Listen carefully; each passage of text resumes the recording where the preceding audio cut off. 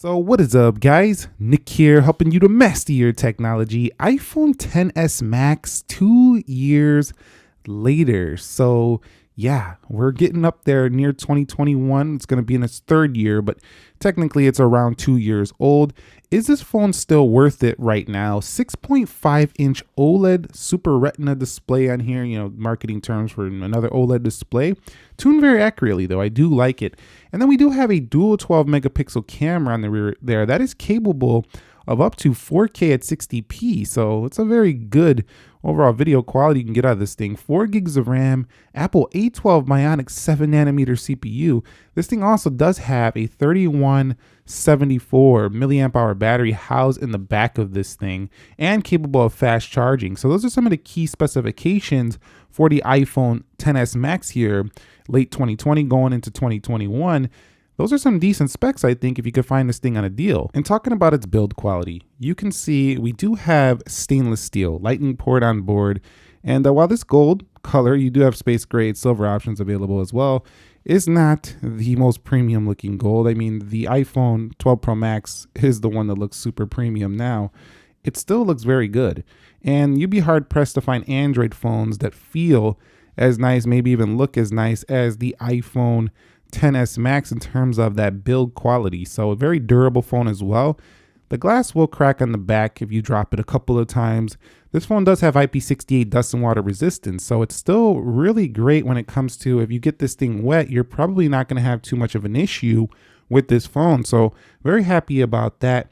The stainless steel frame is really what makes this still feel very nice in the hand though. Overall looks though, I would say because this camera right here really is circa 2017, looks more like the iPhone 10, I do think the back of this phone is starting to look just a little bit aged, but nobody's going to look at it and say, oh, that's a super old iPhone. Definitely not.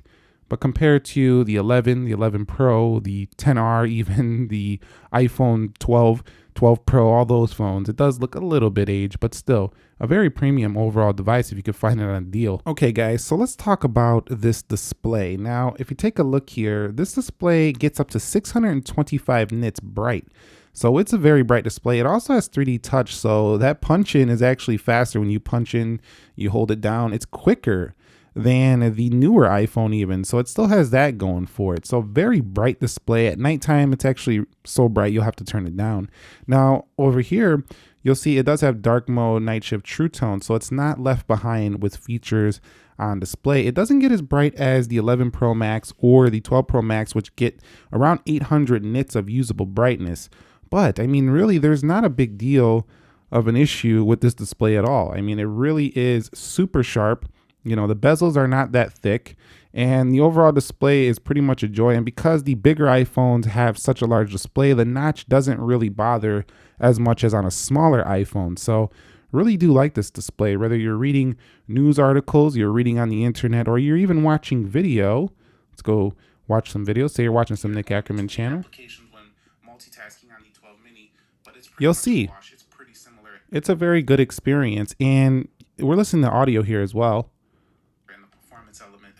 Another area where these phones, the stereo speakers are pretty loud as well, and always on the bigger iPhones they seem to be just a little bit louder. So just totally tie is the storage department. I do think the newer iPhone 12 Pro Max, 11 Pro Max did get a little bit fuller sound when it comes to the speaker performance, but the iPhone XS Max still does pretty well in its own right. Okay guys, so let's talk about the software. iOS 14.3. Well, what does that mean? Well, it basically means you get the app library like we've been talking about all year, as well as widget support, which is very nice. You also get all the other features that come with iOS 14.3, as well as 14 with all the new privacy stuff as well. So the software on this phone feels identical to using the brand new iPhone 12 series. So we go ahead and punch in here and you'll see you do have the ability now to go to 16:9. So it brought over some of those pro features that the iPhone 11 Pro initially launched with and kept off of the XS Max. You can even change your video settings up here now. So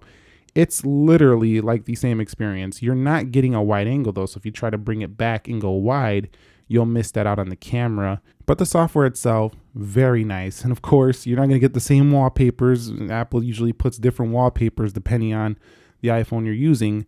But yeah, the software itself, super smooth, super fast. It does everything the newer iPhone does, and there's really not much more to say about that aspect of this phone. Other than that, how much longer can you expect of software support? I'd say another 2 to 3 years.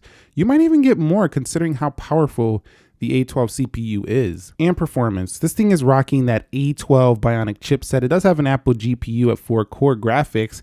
And, you know, while this is a hexa-core CPU, there are octa-core CPUs out there. There's technically, on paper, you would think because there's more cores, it's faster. You've seen the iPhone XS Max against some of my top tier OnePlus devices, Galaxy devices. Just take them to school when it comes to the things that matter, like video editing. When it comes to like benchmarking, it pretty much beat them in those respects. And that makes this phone really just shine in performance. And when you are editing videos here for a phone like the XS Max, we go to edit here. The timeline is so smooth here in iMovie as well as LumaFusion. The phone is super powerful. I mean, this because it's running on an ARM CPU versus something like an Intel CPU you'll find on a laptop. The phone is just super fast when doing everything. So no issues at all in performance. And even the 3D Touch, like I said before, feels a little bit faster. So when it comes to memory, we do have 256 gigs on this model that I picked up. You could get this with 512 gigs or 64 gigs, but the 64 gigs is not going to be probably enough space if you plan to keep this a while. This also was equipped with 4 gigs of RAM. So when you did have applications open in the background, it shouldn't have had no issues opening stuff up in the background. However, I will say that with the 6 gigs of RAM on the newer phone, if you have more than like 10 or 12 applications open at once, on this phone, you might actually see something reload.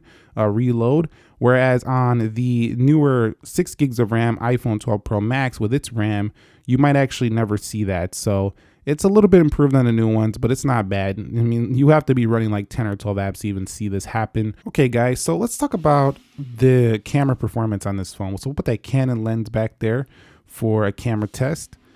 We'll put that right there.